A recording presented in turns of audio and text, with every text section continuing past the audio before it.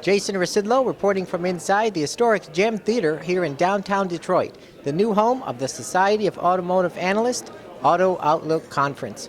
Coming up, stay tuned for remarks from Mr. Steve Kiefer at General Motors. So some sound? A journey for everyone today into the everywhere of tomorrow. Let us explore together the future. A future not of dreams, but of reality.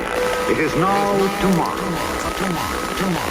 Google is working on something that could rival Uber. Employees within Google are already able to use an app that they've developed themselves. Enter John Krafchek, an auto industry veteran who Google has hired to lead its self-driving car project. So the first time in 30 years in New York, you can request a taxi without going to the street. That mysterious Apple minivan story from last week claims Apple's project is too exciting to pass up, and it will give Tesla a run for its money. The Apple car is only about 4 years away, and they're apparently on a hiring spree right now, and they're recruiting a number of engineers from Tesla Motors. How is the car industry going to be different in 50 years? Well, our business has been built around for a long time, the owner-driver model. So you buy a car and you use it when you need to and you park it when you don't. And what we're seeing through ride-sharing and other things is that whole owner-driver model changing, the ownership model changing, the utilization model changing. It is now tomorrow. All right, so hopefully that also summarizes a little bit of the disruption you're seeing. Thanks so much for giving me the chance to represent GM today. It's my first time with this group. It's actually my first time in the Gem Theater, in compliments to the organizers. What a cool venue. So thanks for having us here. I don't know what the previous, the jokes about the previous venues were, but this is really outstanding. Also, compliments to all the previous speakers. It's really a pleasure to be up. Can you guys hear me okay? It's really a pleasure to be up here with all of you. Phil, I must admit that I think I am going to be an automotive executive cloaked in innovation speeches here, or however you term that. So, but I hope when you look at this material, you see some reality here from General Motors. With all this innovation, this group knows innovation and knows disruption extremely well. I would just like to make the premise here that I think with General Motors, you're going to see a lot more disruptions coming in the near future. It's already been talked about quite a bit. Some of the announcements we made at CES last week. I'll go into a little bit more detail on that. But you know, this isn't new for us. This company has been innovating and disrupting for over 100 years. So here's an example. 100 years ago, as most of you know, this is how cars were started. By hand with a crank. It was physically demanding, and of course it was very dangerous. If the engine backfired, this crank would go back, slap you in the face, and it could be extremely dangerous. As a matter of fact, there's an interesting story about a gentleman that was killed by a crank, and it upset Henry Leland so much that that's why he really pushed to put the electric starter motor into place, which I'll talk about now. And that happened right out here on Belle Isle, so it's a little bit of Detroit history as well. So in our case, one man and one company innovated. In 1908, this is Boss Kettering, who drafted his idea for the automotive electric starter motor. Partnering with GM and, as I mentioned, Cadillac's Henry Leland, Kettering revolutionized the auto industry by adding the feature to the 1912 Cadillac touring sedan. Kettering's electric starter made starting a car easy. They didn't use a key back then, as you can see the woman's foot, but a floor-mounted button. So imagine that push button starting back in 1912. And I think what's interesting is that nobody really anticipated how this would radically change our industry, moving from crank starters to electric starter motors. All of a sudden, the automotive and the automobile became accessible to everyone. Women started driving, and the car was exponentially more accessible. Mobility increased, and this, in that time frame, was clearly a disruptor. Fast forward 50 years, and this is the 1966 Electro van. This was an electric vehicle powered by a NASA-inspired hydrogen fuel cell. There she is. The fuel cell was rated at 5 kilowatts. The van emitted 0 emissions. The electric front-wheel drive was revolutionary for the time. 120-mile range on that fuel cell and a top speed of 70 miles per hour. So quite incredible for 60 years ago, and actually not bad even for some of today's fuel cell vehicles. Just a few years later, GM Electric Motors would traverse the moon with this Lunar Module. In addition to the Electro van and every Apollo lunar rover, GM has a significant history in one of these hottest tech segments. And here we represent some of the EVs of nearly over 50 years of thinking in the electric vehicle space and significant technology and progress, and so you may recognize some of those. Of course, General Motors really shook things up back in 1996, introducing the EV1. In hindsight, this car, I think, was really ahead of its time. I don't think the world or the market, or certainly here in the U.S., we were ready for an electric vehicle. However, the learnings from that spawned another vehicle. And this was our first generation Chevy Volt, which was launched in 2010, as you may know. The Volt was the industry's first range extended electric vehicle, and with the Volt, GM changed the electric vehicle paradigm. We recognized that we could go further than some of the best pure electric vehicles out there, but also really out-tech some of the best hybrids. The market responded, and the Volt brought real success to General Motors, and this is actually GM's highest rated vehicle from a customer satisfaction standpoint. You may know that last year at this auto show coming up this week, we introduced second generation Volt to great reviews. As a matter of fact, it won the 2016 Green Car of the Year at the LA Auto Show, and the new Volt is really improved in every category. We listened to our Volt owners and basically took their input and changed the vehicle significantly. It's now a 5-seat car, as you may know. It's got plenty of room, and it's also, as somebody called out earlier from a disruptive innovation standpoint, it's 250 pounds lighter than the previous vehicle. It's got a much more advanced powertrain, a lot more efficiency in the drivetrain and the battery storage. It's got improved range with 53 miles of electric range, and the overall range of the vehicle has been improved by about 40%. Based on our data and the usage profile that we see in from our Volt customers, this next vehicle, most customers, the average customers, will experience about 1,000 miles between gasoline station fill-ups. Now, let's talk about CES. So just last week at CES, we rolled out the all-new 2017 Chevy Volt. And we got great response. I don't know how many of you saw Mary's presentation. I know you said you had some tech problems. You guys didn't see it. Go look it up on YouTube. Go look it up and watch it. I think it was really an outstanding demonstration of a great vehicle introduction done in a different way. I think Mary really knocked it out of the park there last week.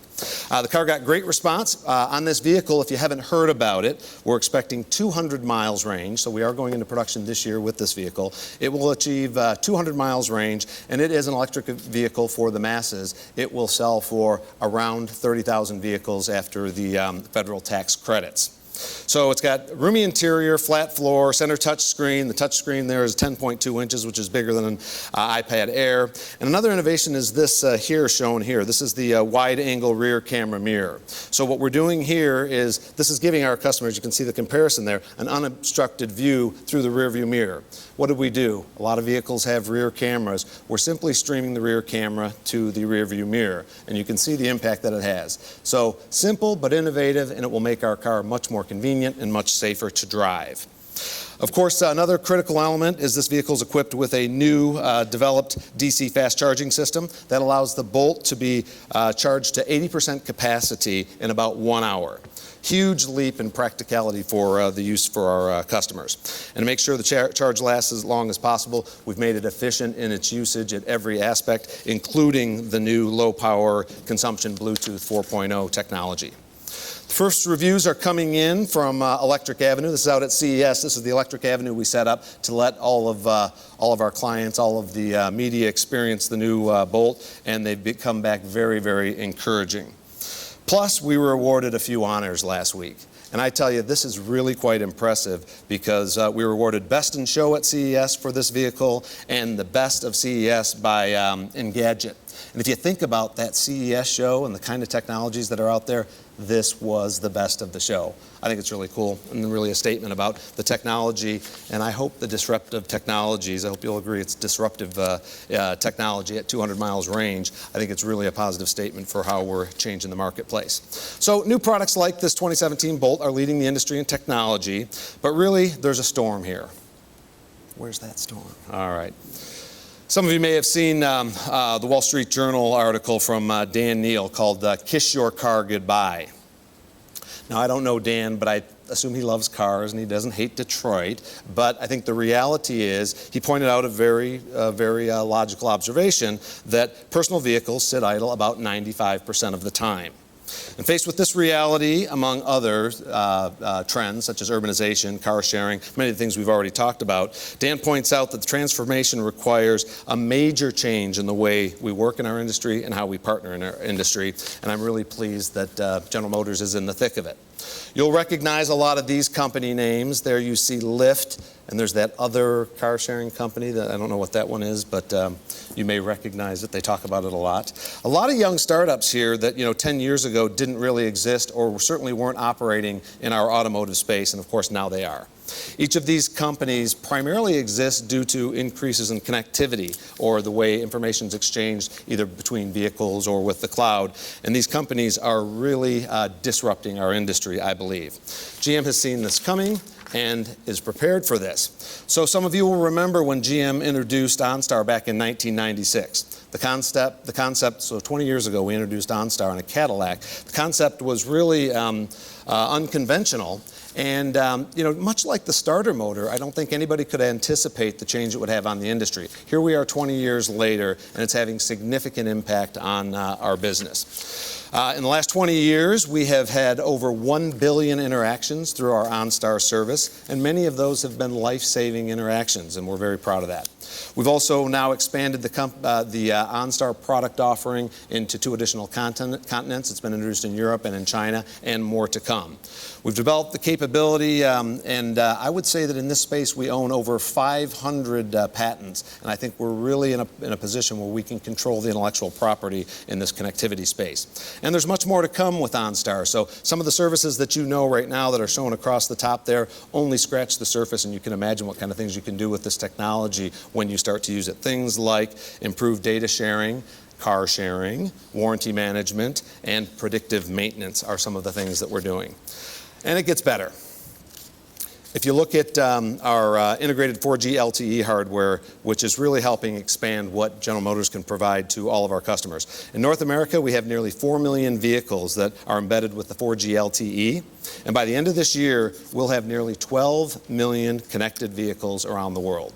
So we're proud to say that we believe we are the most connected car company in the industry. And our numbers continue to grow.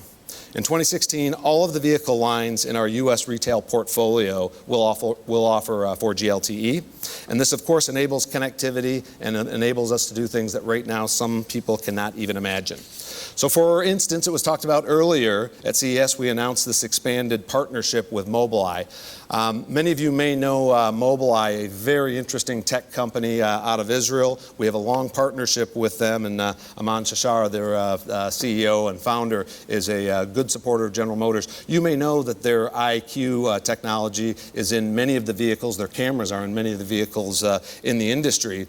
But where we're going with this is using this camera to basically change the industry. So this camera and their technology, together with General Motors and our pipeline through OnStar and 4G LTE, will allow real-time data, crowd-sharing data, to develop low-res maps that can change the industry. Now you ask, what are we going to do with that and how are we going to commercialize it? Wait and see, because I don't think all the answers are there right now. But imagine having 12 million vehicles, 12 million cameras searching the roads of the world and populating with data. The opportunities for autonomous, the opportunities for increased safety, for increased functions for our customers are really limitless with that.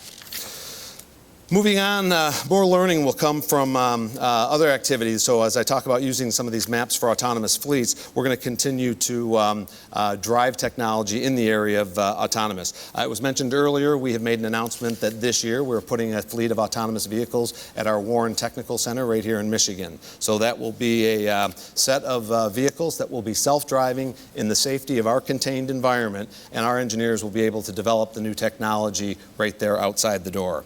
Really exciting for the engineers at General Motors and for the future of autonomous. Another thing you saw, and it's been talked about already a bit today, was our cooperation between General Motors and Lyft. You may have heard we invested $500 million in this company, and really the investment is going to allow us to further the development of autonomous vehicle activities.